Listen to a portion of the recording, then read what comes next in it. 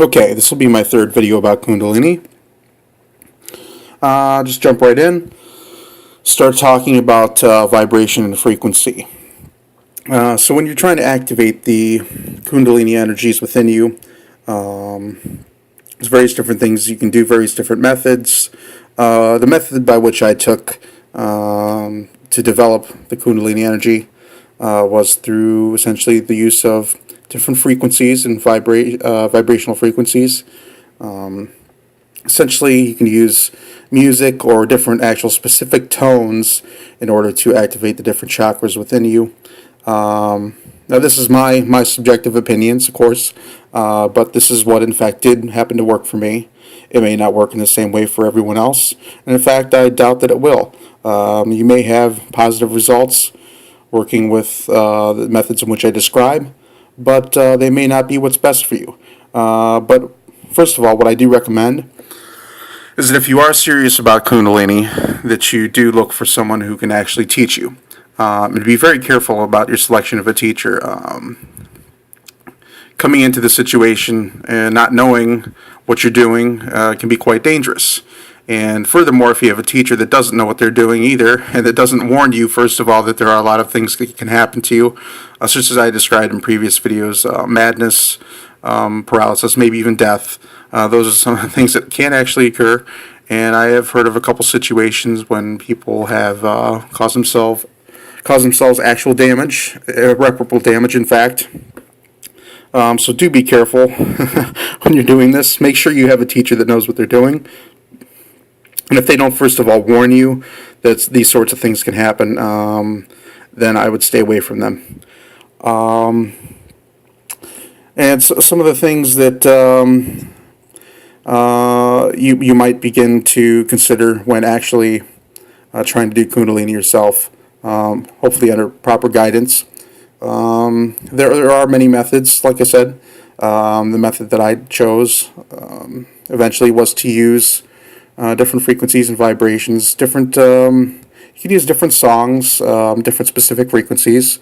Usually lower bass frequencies are better for awakening the root chakra, sacral chakra, those lower sexual energies, chakras at the base of the spine. As you move up and down between the solar plexus and anywhere lower than that, usually what you're going to try and use is sort of primal drums and different low bass frequencies to awaken those centers within you. If you have the ability to, sit in front of larger speakers or something like that, it might actually help. I've never done that myself, but some people are more sensitive to vibrational frequencies than others, and the more you practice, the more you pick up the little subtleties that occur when you practice these sorts of Kundalini type arts. So those are my experiences based upon using vibration frequency. I just found that specifically actually using different frequencies and tones work better than as opposed to different songs. But you'll have to find different programs that you can use to experiment with that. I used a program a while back that a friend actually introduced me to, and it did actually help. You could use like 10 different tones at a time or something like that. Unfortunately, I only had the trial version, so I wasn't willing to pay for it, nor did I have the money at the time to do it. Maybe I'll go back and see if I can play with that again. That would be fun. But so that's what I had to say on that notion of vibration and frequency. There's a couple other phenomena that I'd like to talk about. As opposed to just, when I was talking about the entities and stuff like that you encounter when crossing the threshold. You may have different experiences following the crossing of that threshold. You may briefly experience uncontrollable channelings, clairvoyance. You may have empathic abilities. Those may be some of the different phenomena that you may experience after breaching that threshold, but it may be imagination, of course. I'm willing to say that. I have experienced all those things, actually, but for brief periods of time, no more than about a week or two. And I can't be sure if it was imagination or not, because I know during that time I wasn't in complete control of my own consciousness. It was such an incredible experience, an overpowering experience, that Kundalini awakening, that it's hard to say whether or not those things actually did happen. Some of them I must imagine. Again, there's that word imagination. I have to believe that some of those things did actually, in fact, happen.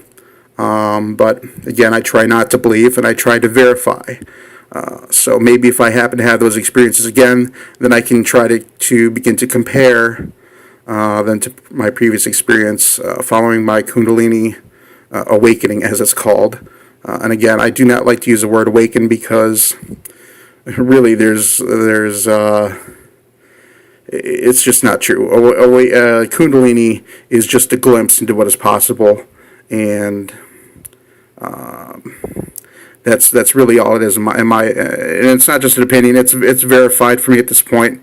I've done significant work with Kundalini, and I've also done fourth way work as well. So I must say at this point that Kundalini is only a glimpse, and unless you know what you're looking for, the different states that you're trying to achieve, and you've actually tasted what those states are, Kundalini is merely speculative, imaginative work, and it can only give you a glimpse into something that you don't really know about. So if you're increasing your being without increasing your knowledge, you're not doing yourself a favor. You're just, I mean, you can be the most spiritual person and not know a damn thing, quite frankly, because being is not knowledge. They are two separate things, two completely separate things, and you need to verify things for yourself, and work along both lines, both increasing knowledge and being at the same time, if at all possible.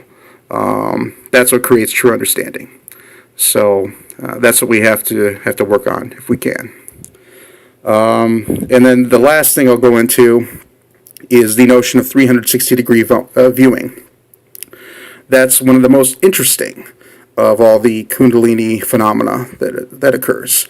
I've only come across this one phenomena reading one particular website. I won't say where I found it, because that's irrelevant.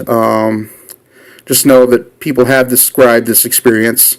Your field of vision is expanded. It's not necessarily, you're not really able to see the world like behind your head and all that. It just feels like you have a larger field of vision. And they describe it as being temporary. The interesting thing is, the more you work on experiencing different states of consciousness, experimenting with those, you will see, in fact, that it can become quite permanent. But that's only after you really have to search out different things. You have to see different holes, so to speak, in meditative exercises.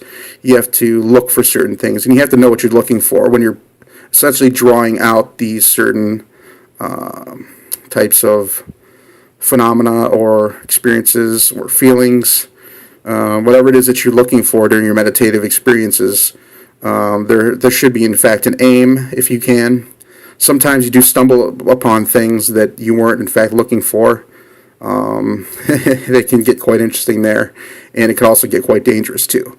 In fact, I've had an experience where I have, in fact, messed up my breathing for a bit. So I won't go into that just now, but you can unintentionally cause yourself harm.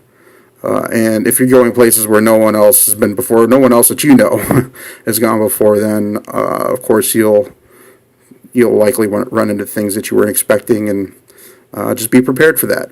Just be prepared to take risks, but like they say, without risk, there's no reward.